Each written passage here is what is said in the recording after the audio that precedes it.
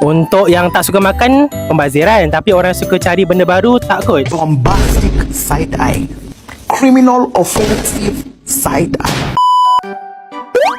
Cafe hunting bagi Gen Z bukan sekadar minum kopi atau ambil gambar cantik untuk social media. Sebenarnya aktiviti ini banyak kelebihan daripada bantu emosi jadi lebih tenang, cetuskan kreativiti dan sokong ekonomi lokal tanpa kita sedar.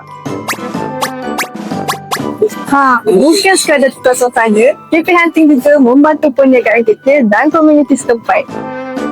Ramai anggap kafe hunting ni membazir, tapi realitinya bila kita tukar suasana dan berinteraksi dengan orang sekeliling, ia boleh bantu kesihatan mental, tingkatkan kreativiti dan buat kita nampak sesuatu dari sudut yang berbeza. Bagi saya macam adalah dia punya kelebihan kekurangan, tapi kelebihan antara banyak kelebihan dia tu kita boleh macam release stress ke kan, sebab banyak kerja, lepas tu kita boleh buat kerja dekat kafe. Saya rasa yang support local lah lagi okey, sebab kafe kan dia kecil-kecil je, so kita boleh support yang kecil-kecil punya kafe.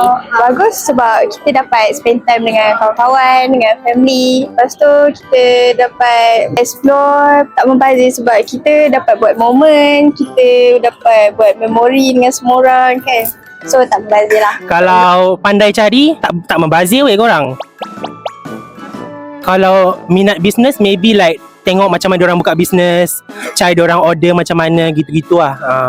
Oh, support local. Lagi-lagi macam yang baru buka first restoran ke apa-apa gitu, support local.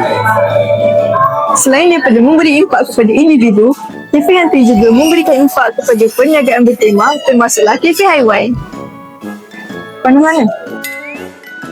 Saya rasa suka sebab dia lain daripada yang lain. Dia bukan sekadar makan dan minum, tapi kita boleh main dengan kucing juga. Saya rasa dia idea yang bagus sebab kita boleh sumbang dekat kebajikan, dekat diorang punya makanan, diorang punya kesihatan, supaya kucing ni terjaga daripada segi-segi macam tu. Bukan sekadar nak tarik perhatian orang luar je. Tak juga, sebab kafe ni kadang-kadang kita pergi sebab nak hilangkan stres, nak reward diri sendiri. Kalau macam kucing ni, bagi siapa-siapa yang suka kucing, boleh jumpa kucing yang lain daripada lain, tapi kita dapat free je. Macam dapat dua benda dalam satu masa lah, boleh makan, boleh main kucing. Kalau cafe hunting tu okey je, tapi bergantung pada bajet dengan preference masing-masing. Kita kena tengok kalau kita ada duit banyak tu, so banyak tu je yang kita boleh pergi. Macam mana? Setuju tak cafe hunting ni bukan saja beri pengalaman baru, malah turut ada kesan limpahan terhadap perniagaan lokal dan komuniti setempat. Terima kasih. Tapi seperti aktiviti lain, lakukan dengan bijak dan elakkan pembaziran. I wanna be